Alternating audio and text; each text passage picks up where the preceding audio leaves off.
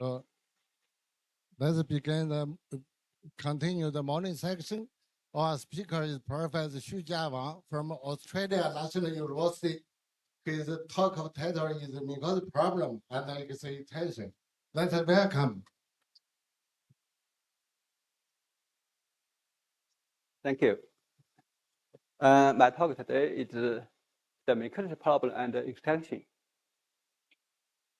So let me first tell you what I'm going to talk about today. So I will consider this equation. When p equals to 1, then this is the classical Minkowski problem. Then for this equation, then it's related to the Blaschke-Santalo inequality. Then by this Blaschke-Santalo inequality, we divide the problem into 3 cases: the so-called supercritical case, and critical case, and a supercritical case.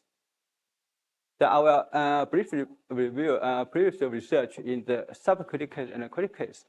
But my talk today will focus on the supercritical case, and we will talk about 2 results recently we obtained. One is the existence of solutions in the supercritical case, and the other one is the asymptotic behavior of a solution at p goes to minus infinity. So here the supercritical case is for negative p. For positive p here, for even for very large positive p, it is supercritical case. So this is the equation. The LP Minkowski problem is a class of Minkowski type of problem, and was studied by many people in recent years. So this is our equation. In this equation, this is determinant, and H is a supporting function of a closed convex hypersurface M. I use matrix. H is a supporting function. Then this is Hessian on the sphere. F is a given function, positive function, and P is a constant. So this is the equation we want to study. So what is supporting function? For a given closed convex hypersurface M in the Euclidean space M+1, the support function H is given by this formula. I will draw a picture in the next slide and tell you what does this mean geometrically. And here X is the unit orthonormal of M hypersurface M at a point Z. We can extend it. So here the supporting function is defined on the sphere. If we extend H to the space M+1, say that is homogeneous of degree 1, then the hypersurface M can be recovered from the supporting function H simply by this formula. So this is some kind of a very close relation between supporting function and the hypersurface. Then if p equals to 1, then our equation is the classical Minkowski problem. So this is a classical Minkowski problem, and it's prescribing the Gauss curvature. So here I draw a picture. So this is a one-dimensional case. So this is a convex curve. Then at the point Z, X is the unit orthonormal. Then this is a tangent plane. The distance from the tangent plane to the origin is the support function. And the support function is a function of X. X is the unit orthonormal, so it's a point on the unit sphere. Then the curvature, here because it's one dimension, so the curvature is simply equal to this quantity. H is the support function. And this integral is the surface area. If this surface area multiplied by the height, the H, the support function is actually the height, then it's the volume. So the eigenvalues of the Hessian matrix are the principal radius of the hypersurface. So this quantity actually is the Gauss curvature of the hypersurface M. So the Minkowski type of problem is closely related to Gauss curvature. So in this talk, if you are familiar with the sublinear elliptical equation, then you can compare our results with the result for this equation. So for our equation, then it's prescribing Gauss curvature. And we have the Blaschke-Santalo inequality, and the critical case, the critical equivalence is the p equals minus n minus 1. For this equation, it is well known, it's related to the sublevel inequality. Then p equals this quantity is the critical equivalence.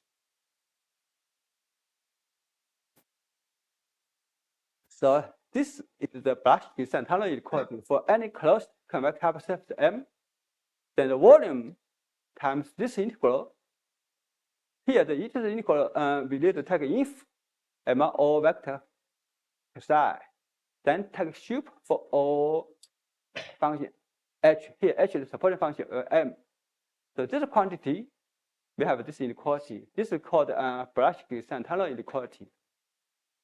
And the identity was attained, the equality is attained when the hypersurface M is the sphere.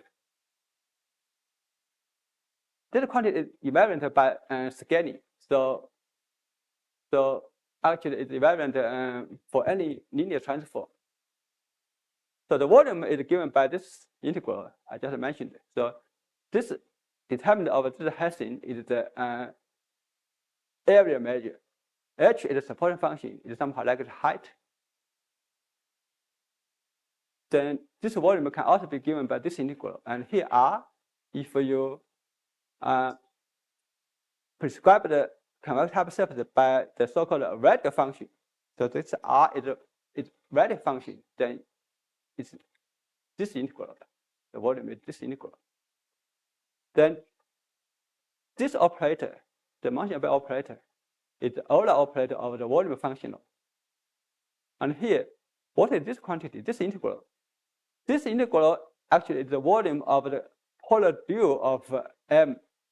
In Euclidean space, if you are given a convex body, then you can define it's a polar dual. And the volume of the polar dual is this integral. Then here, h minus dot x, that is the support function of a polar. If you translate the convex body by the vector psi, then this is the support function of the convex body after the translation. So h minus psi times x is the supporting function of M by translation of psi. So here the polar dual is given by this, defined by this formula. I guess many people have seen this kind of a definition before. So the Blaschke-Santalo inequality is related to this quantity called Mahler volume. So this is called a Mahler volume. If K is origin is symmetric, then in this Blaschke-Santalo inequality, the left hand side, this quantity, actually the Mahler volume.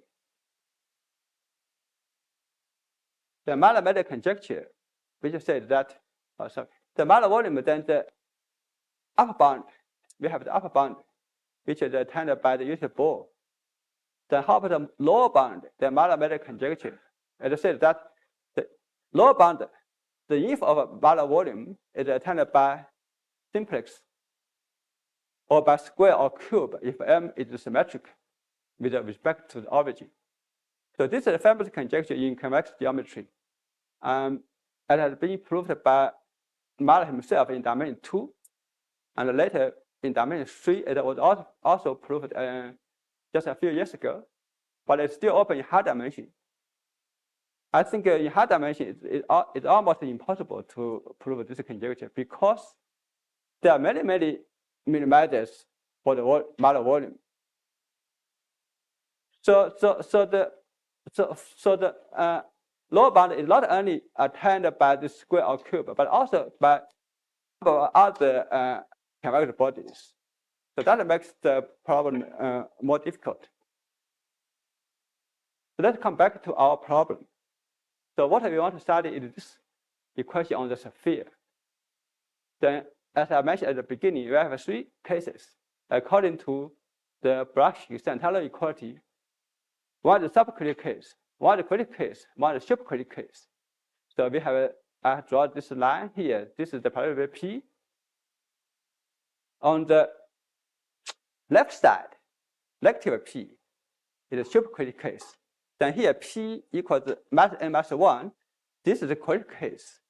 Then in the critical case, it is related to a number of geometric problems, like elliptic affine sphere, affine, this is called affine invariant, something like a central affine Minkowski problem. Then in the subcritical case, if P equals 1, then people in the area they call the problem as a logarithm Minkowski problem. Then P equals 1, it is a classical Minkowski problem. Then for positive P, the problem becomes even easier. So the larger positive P, the problem is easier. The negative larger P, the problem is harder.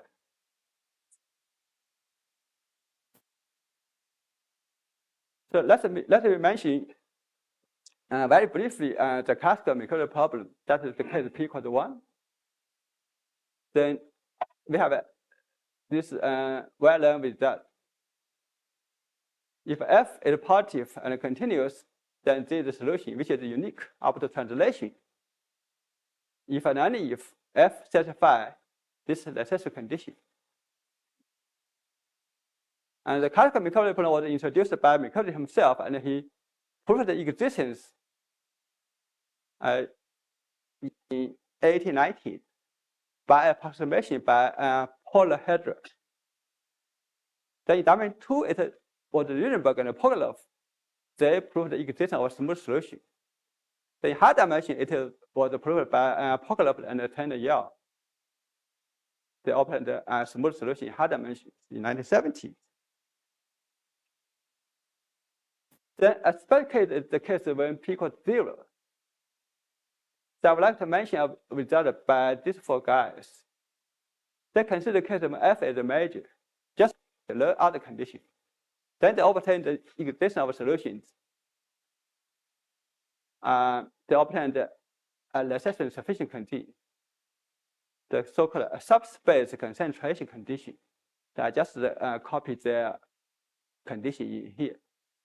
So anyway, even this condition doesn't look like very simple, but they obtain the existence. So what I want to say is this condition is necessary and sufficient, something like that. So this is the case when P equals 0. As I said, in this theorem, f is any major, even major. If f is a positive function, bounded positive function, then the existence is easy to obtain. So I will mention in the next slides. So let me come back to the general case. So as I mentioned before, I will very briefly mention the work in the subcritical and critical case. So first, the subcritical case. The existence of solution is okay, as long as f is positive and bounded. You can prove it by maximum principle or by variation method. You can find the data in my paper with Kai-Zhen. Then in the case when P is greater than n plus 1, then the solution satisfies the comparative principle. Once you have a comparative principle, of course, the problem becomes much simpler. In particular, if a P tends to infinity, then the solution must converge to 1. So that means the solution must be converged to the sphere. Because we have a comparative principle, so this is very easy to prove. Then for P less than 0, then this problem, the LP Minkowski problem, has a low uniform estimate. We have a low L infinity estimate. Then we have a low uniqueness for general F. Then for P in this range, then there may be infinitely many solutions, even in the subcritical case. So even in the subcritical case, this problem has a low uniform estimate, and there may be infinitely many solutions. So this problem is even more complicated than the Laplace equation in subcritical case. The case when f equals 1 is very special and more interesting because it's related to the Gauss curvature flow. So in this case, then many people try to prove a uniqueness of this problem for f equal 1, and was finally obtained by in a number of papers. So for the Gauss curvature flow, it was first studied by Xu-Jia and also Xu-Jia.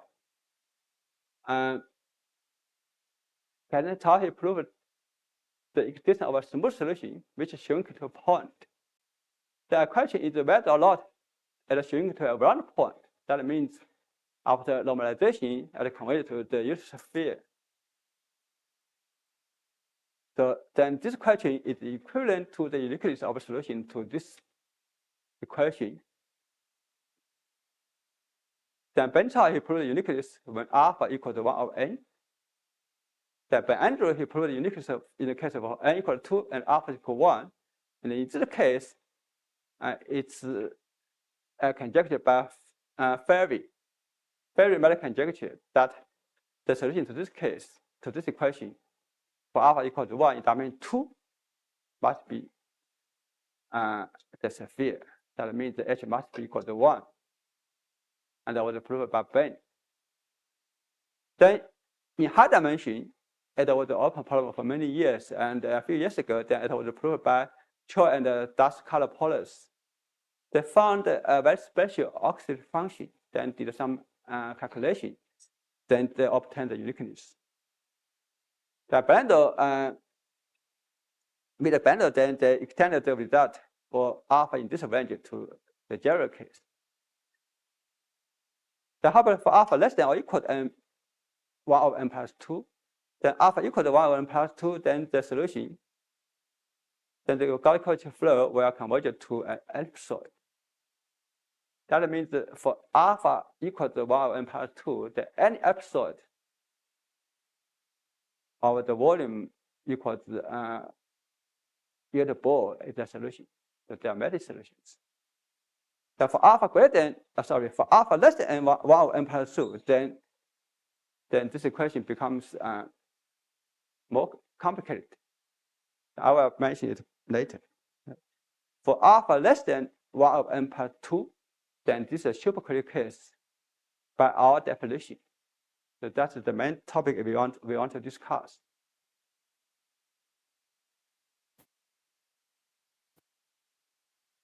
For Gauss curvature flow, then people are also interested in the so-called anisotropic Gauss curvature flow. So that means you have the coefficient f. The self-service solution is this equation. So this is exactly our LP inequality problem with a p equal to 1 over, with a p equal to 1 minus 1 over alpha. So many people studied this LP inequality problem in recent years. So I just mentioned very briefly about the supercritical case. Then in the critical case, that means the alpha equal, if p equals minus n minus 1, the solution to this equation must be ellipsoid. In this case, this quantity is equivalent under unit modular linear transform, a transform like this form, and A the matrix, a unit modular matrix. Therefore, any ellipsoid is the volume B1 is a solution to this equation. So this is the uniform estimate for this equation. So for general F, then there's the uniform estimate. And we also have a cut down all type of obstruction. So this is the obstruction for the critical case. So this is very similar to the cut down all type of all obstruction for the semi-linear elliptic equation on manifold. By this obstruction, then we can find the F positive smooth F such that there is no solution in the critical case. Also, in the critical case, the problem is even more complicated than the semi-linear integral equation with the critical exponents, because for the semi-linear integral equation, when you block, you have a unique limit. But in our case, for the multiple equation, if you block, there are many solutions and there's no classification. Because in our case, if you block, then the right side is still a function f, is not constant.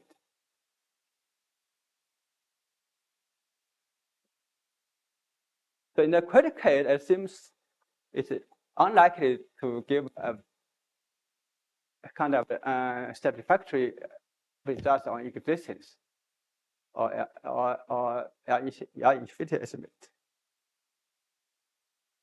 Therefore, people wouldn't expect kind of a general existence result in the supercritical case. But a few years ago, with Guangqiang and Qirui Li, then we studied the supercritical case. Then what we are able to prove is that for this equation in the supercritical case, we can prove there is a solution for all exponents for any f, for any positive and bounded f, and for any supercritical exponent p. Then not only that, we can also consider the asymptotic behavior of the solution when p goes to minus infinity. What we can prove is that for any regular part of t, there is a solution of the problem which converges to the regular part of part of t. Of course, we need to make the size of the part of t properly. So we require the regular part of p to tangential to the unit sphere. So it contains the unit sphere, but tangential to the unit sphere. For any such kind of part of p, then there is a solution to this equation which converges to the regular part of p. But for the second result, we assume f equal to 1. But not for any f, we just assume f equal to 1. So that means in the supercritical case, not only there is a solution for any f, but when f equals to 1, there are many solutions.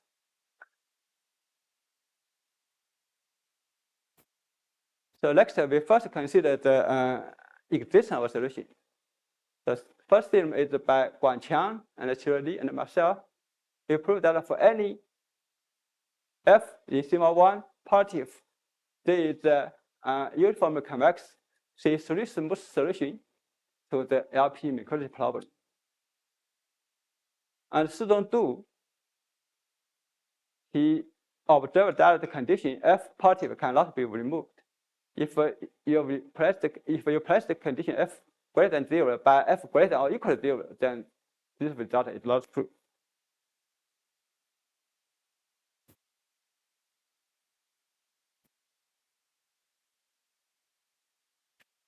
So the main difficulty is the lack of uniform estimate. Then how can we prove the existence? Then we use the Gaussian flow plus a topological method. Our topological method is to find a very special initial condition. Then for this initial condition, then the solution to the Gaussian flow satisfies the uniform estimate. Once you have the uniform estimate, then the higher regularity, no problem, because at the moment we have a very complete regularity theory for multiple equations. So once you have the uniform estimate, you have a higher, then you have a convergence, then it converges to the solution. Then the Gaussian flow we are going to employ is this one. But actually, at the moment, we don't mind what kind of Gaussian flow, because once you have a uniform estimate, then higher regularity is not a big deal. So as long as the Gaussian flow is monotone with respect to our functional. So this is our functional. If it's monotone and if you can establish regularity, then it's okay. So we don't care the explicit form of the Gaussian flow. So later we are not going to mention the Gaussian flow again. We focus on the question of uniform estimate. But the functional will play important role. So it's very important. It's a very special form of this functional.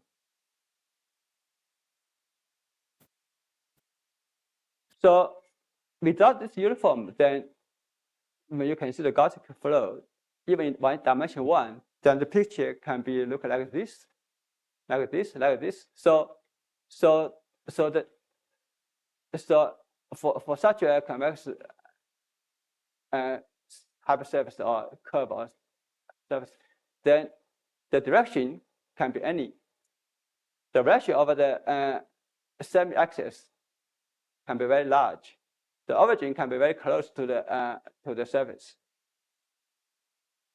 So we need to take care of this better thing.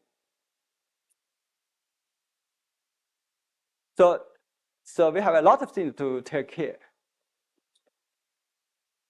But when you think we take a close look at these pictures, then you feel okay, because it's convex, then there should be a balance point. At this balance point, then the solution should keep a good shape. If the initial condition is slightly away from this balance point, then the shape of the solution to the Gaussian flow can become worse and worse. But there should be a balance point. At this point, if the initial condition at this here, what I said, a point is it's a convex hypersurface in a set of all closed convex hypersurfaces. So what I mean is there should be a special convex hypersurface such that the Gaussian flow with this special surface as the initial condition still keep a very good shape for large time t. Then for any other, not for any other, but for other convex hypersurface as initial condition away from the balance point, then the shape will getting worse and worse. Then how to find such a very special initial hypersurface? Then the only way is to use topology method. So that in dimension one case, then I will think about the quality. Then I feel okay, maybe use a fundamental group. It's enough. The high dimension, then it's too hard for me. It's too hard for me. Then my collaborator Chang Guan and Qi Li, they spend a lot of time to study. The next slide anyway. So to continue, let me first mention a useful property of a convex body. So for any convex body omega, there is a unique episode E among all episodes which contain omega, such that omega is contained E and omega contains one. Here, one of NE is the one of N dilation with respect to the geometric center of the episode E. So this property was first discovered by Xu-Jia. It's called John's lemma. So for any convex body, then we can make a linear transform such that the episode E becomes a sphere or ball. Then in this case, then we call the domain is normalized. Normalized means it has a very good shape.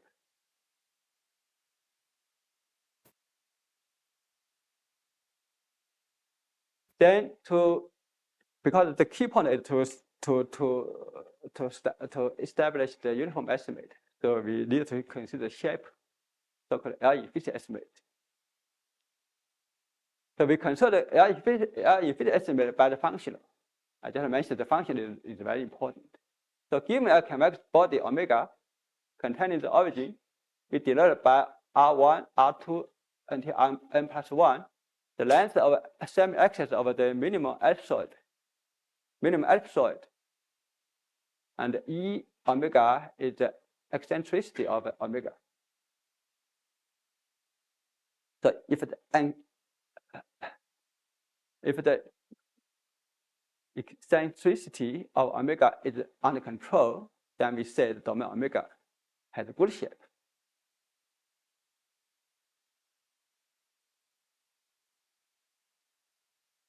Then for this problem, we have a very, very important lesson is that for any constant A, if any one of the quantity is large, then the functional, the value of it is also large. So here the quantity means the distance to the boundary of the domain is very small, or the volume is large, or the volume is small, or the eccentricity is very large, then the functional is also very large. And this is very easy actually, because this is our functional. And observe, look that here P is negative, so this is the positive, and this is positive. So both quantity in the function are positive, has positive values. So if one of them is very large, that means the function is very large. So that means if the volume is very large, the function is very large. If a volume is very slow, if the volume is very small, then the second functional, because P is negative, that means H is very small, then this integral is very, very large. If the distance is very small, then the second integral will be very large, because H will be very small, and P is negatively very large.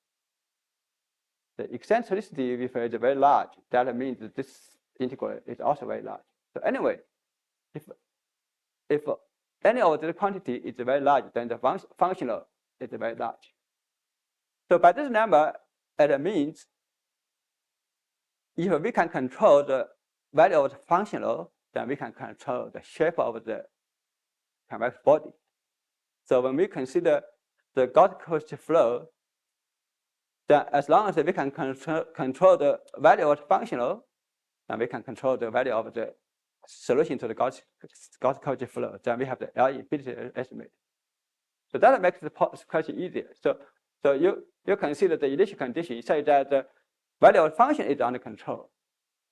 Once the value of the function is controlled, then you have an L-infinity estimate. Then the solution converges. So that's all. So the question becomes to find an initial condition such that the functional is uniform bounded under the Gauss flow.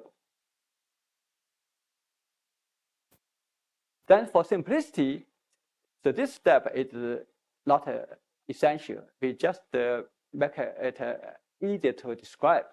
So we modify the curvature flow such that it exists for all time. Because for a Gauss flow, sometimes at a single point in finite time, or anyway, so what we do is once the Gauss flow becomes not good enough, then we freeze the Gauss curvature flow, so that for lifetime t, then the surface doesn't move. That's all. So we just modify the Gauss flow a little bit, so that we can. It's convenient for us to describe our argument. So this is our Gauss curvature flow. It's increasing for the functional. Then we freeze the flow if the functional, the value of functional reach a large constant. So that's it. Now we want to find an initial condition such that the value of the functional is bounded by given constant for all time t. That's what we want to do. Then here, by the lemma we just mentioned, we need to point out that because the functional is increasing under the Gaussian flow, so if the functional is bounded from above at a large time t, then it is also bounded from above by the same constant for all previous time t.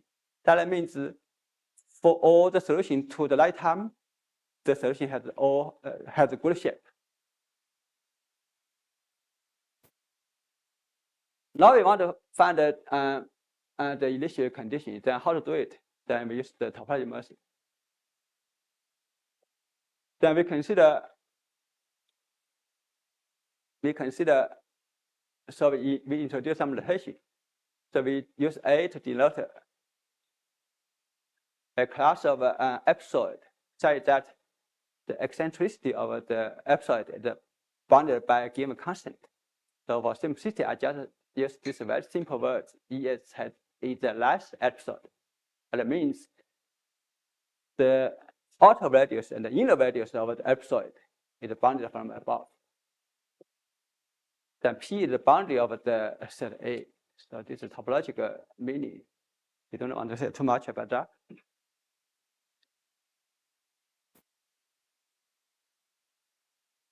Then we can prove that A is contractible. And the homology group is trivial.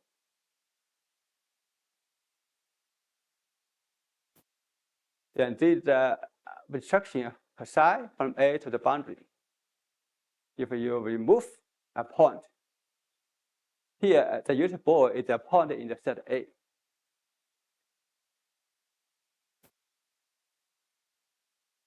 Then that A and P is too large for us to calculate the homologic group. Then we took to the case when we did the volume restriction. Then here E is the set of convection body which is symmetric with respect to the origin. Then we can calculate this homologic group. Then we have these relations, but I don't know what it is. These are done by my collaborators. But I just mentioned. In particular, for a particular case, when the here the k is equal to this number, then you can calculate the homologic group, which is non-trivial. And this is enough. Then for others, we are not able to calculate the homologic group. So use only this one, then it's enough. Then we can select a special initial condition. Then how to select? Actually, we cannot select it directly with the contradiction argument.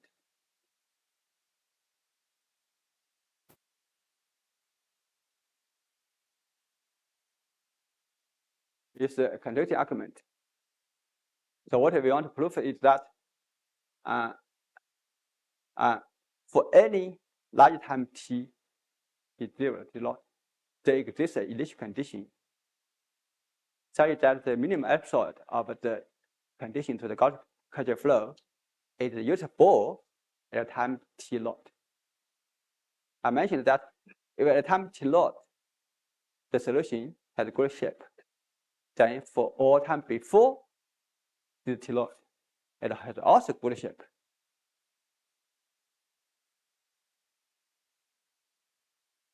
Then the proof of number 2.2 is by contradiction.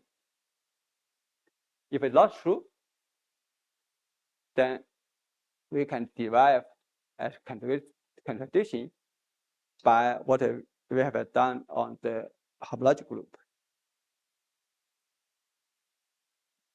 I'm not familiar with this. I just copy this from the paper. So let me skip this.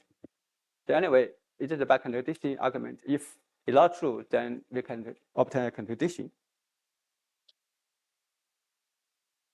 then by level 2.2, then we can choose a sequence. This sequence is any sequence tk to infinity, and we have a sequence corresponding sequence of a convex hyperspace nk, say that the nk, the solution. So the nk has a good shape, as I mentioned. If at time tk, the solution has a good shape, then for any time t before tk, the solution has a good shape. So that means the initial condition has also good shape. Then because they have, then let k get to infinity, then we have a limit. Then this limit has a good shape for all time t. So we let t go to infinity, then we have a private estimate and we have convergence. Then this convergence converges to a solution to the LP inequality problem for P in the supercritical case. That finished the proof. So the key idea in the proof is that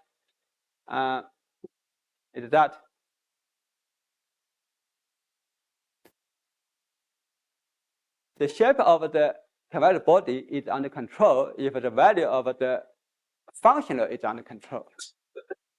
Because of this important property, then we can introduce the homology group.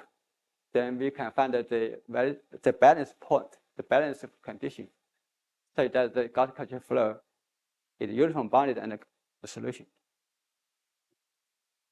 The next,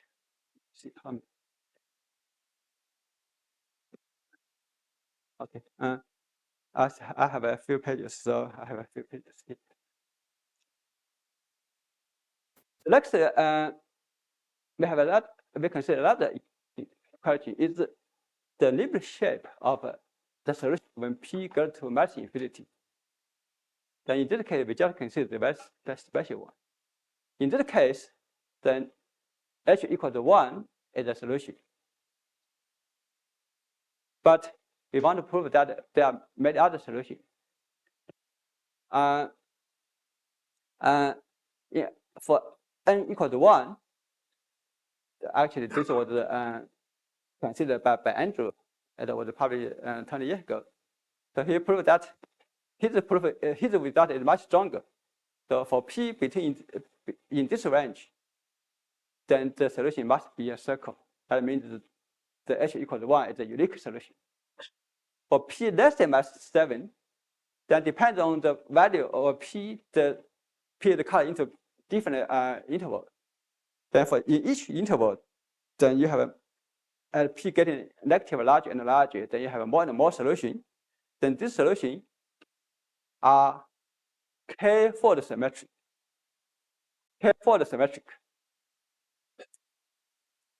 And he also have some kind of geometrical prescription of this his results.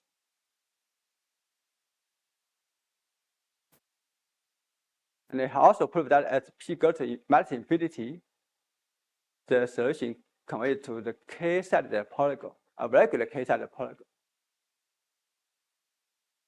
Then in high dimension,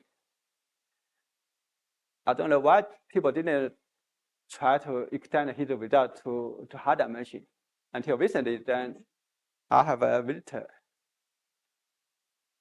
Zhou Baocheng, in Xi'an, and Du Shizhong, he was a Kai Cao's PhD. He was my former postdoctor. So we consider the problem. What we can prove is that for any regular part of T tangential to the sphere, and for any P negative large, there is a solution, HP, to this problem, such that HP conveys to H0. And here H0 is the support function of T0. In high dimension, you also see that H equals 1 is the solution. But here it means for there are other solutions, and the solution converges to a regular part. And here the idea of a proof. So we consider the equation in the set of a convex hypersurface which has the same symmetry as the regular polytope. Then we consider the maximizer of the functional this set phi. So this equation, the corresponding function is this one. So it's the same as the previous one, but we write it in different ways. So this is the volume, this is the other integral. Then we consider maximizer. So let HP be the maximizer. We don't know the maximizer is unique or not. So anyway, HP is a maximizer. Then by symmetry, the HP is uniform bounded, so it converges to a limit H star. Now what we want to prove is H star is equal to H0. H0 is the regular polytope. Then by the equation, then H star is greater than or equal to 1.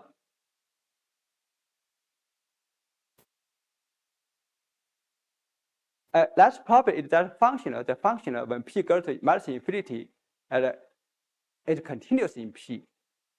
So it converges to this functional. Here the volume is the same, and here it becomes minus h to the power.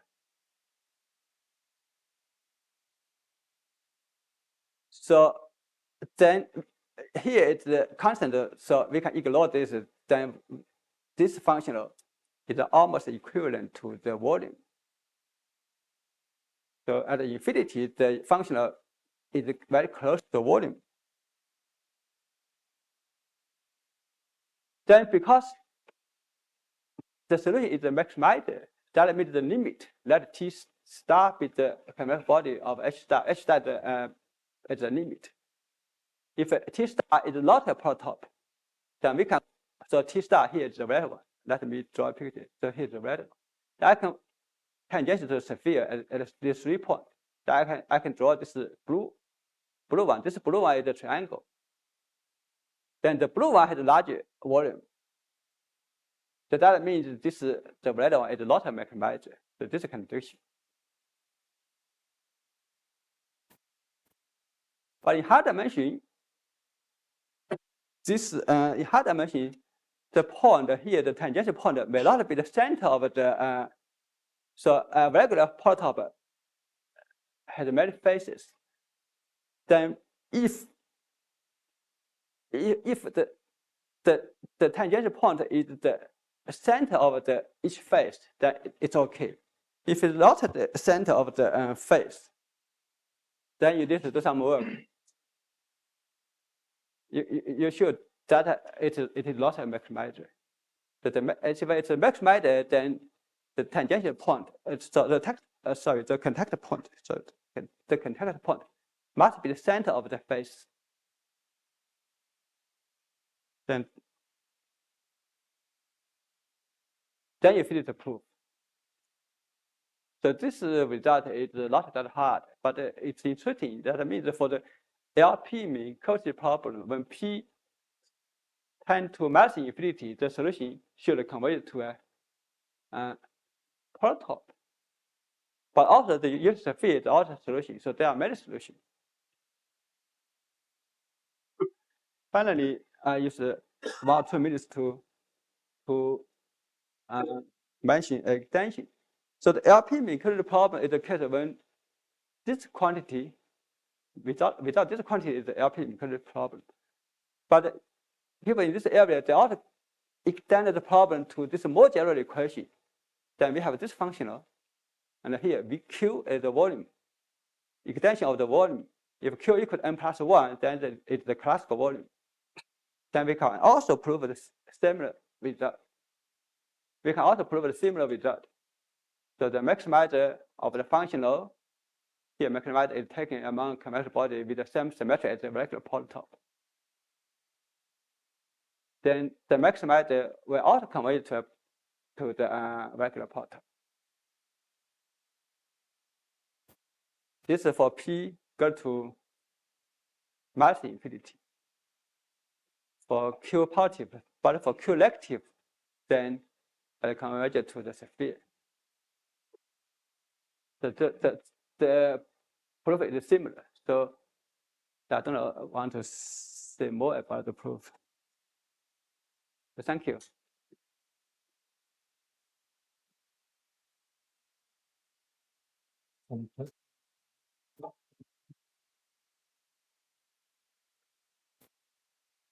Previous theorem, I assume is a piece of the same large. That depends on the dimension in some.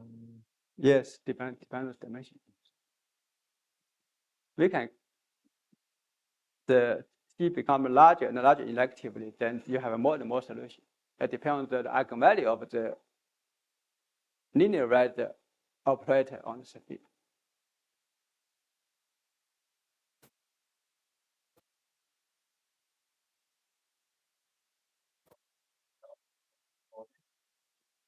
It's interesting to produce some kind of nonlinear Radon control. Nonlinear waterfall? Radon. Radon. Using a hut is fairly concentrated and starting to the origin of the sphere.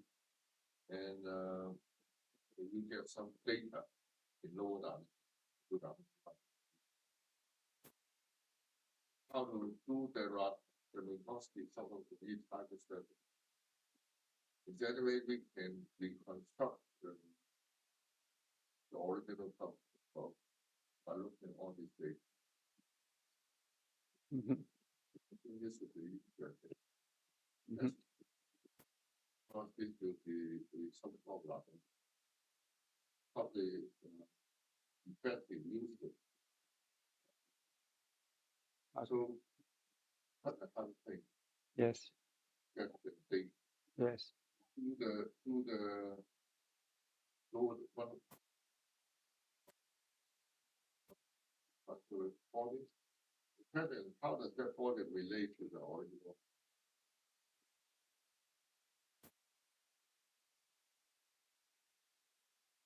I never think about that. Another question is this: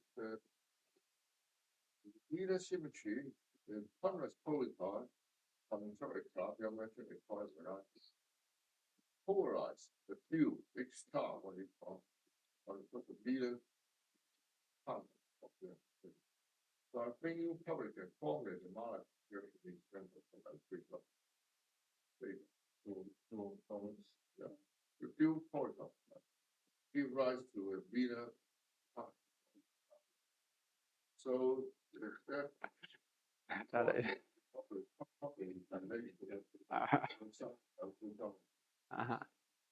But this is not unusual because the isotropic inequality or the ventral inequality in terms of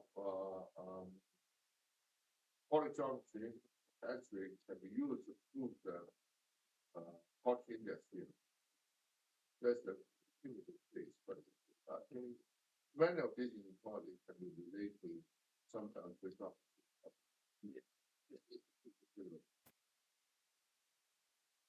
Exactly, this field is here, so that's probably can be related.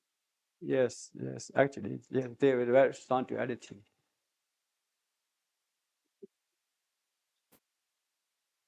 Can comments? We will solve the subcritical case, especially the p equal to 0 case. What is the condition on F corresponding to subspace concentration condition?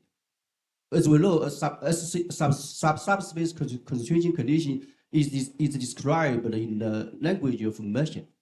So I want to know. I didn't pay much attention to this. I just copied I just copied that condition here. It's not. I'm not familiar with that actually.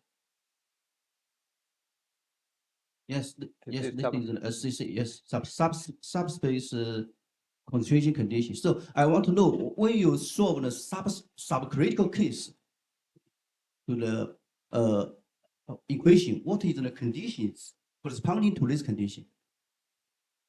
what can they confine this equation? This Yeah. I don't know. 就是在解这个方程的时候，相对于这个测度条件，你们那边是什么条件？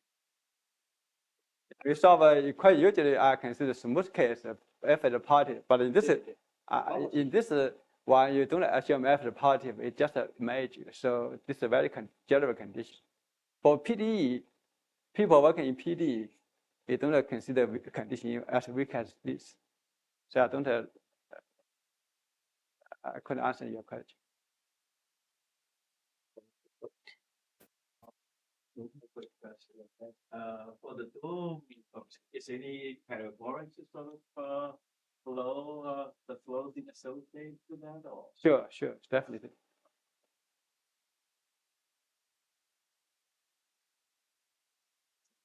Check commands.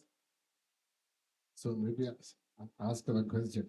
For your second result, so your result can compare with the brand use classification, because the brand use classification is for one dimension is if no uniqueness, there's some solution in symmetry. So here you can compare your result with the brand use. A lot of compare. We did some in high dimension, but not as much as his result in one dimension. In one dimension, he proved much stronger. His result is much more stronger. Actually, this is the one theorem. He has a few more theorems in the paper for the one, because in the one dimension case he considered ODE. The ODE, then he can find a complete solution. But in high dimension, I don't think it's possible to do this. For example, the first one. This means if you consider Gauss-Kagel flow, the ideal solution will converge to a round point, or the shape becomes worse and worse. So I was in the last few weeks, I was discussing with Shizong Du. He was a Kaisen student. I said, how about this result in high dimension? Yes. Question? Yeah, just give remark. Because I and my student, we generate the branches result for one dimension to dual because problem. Yes. Two parameters. Yes. Here is something like Q equal to n plus 2, and my student can generate the branches result to dual because problem for one dimension. Some more questions and comments? There was no further question. Let the second speak again. Thank you.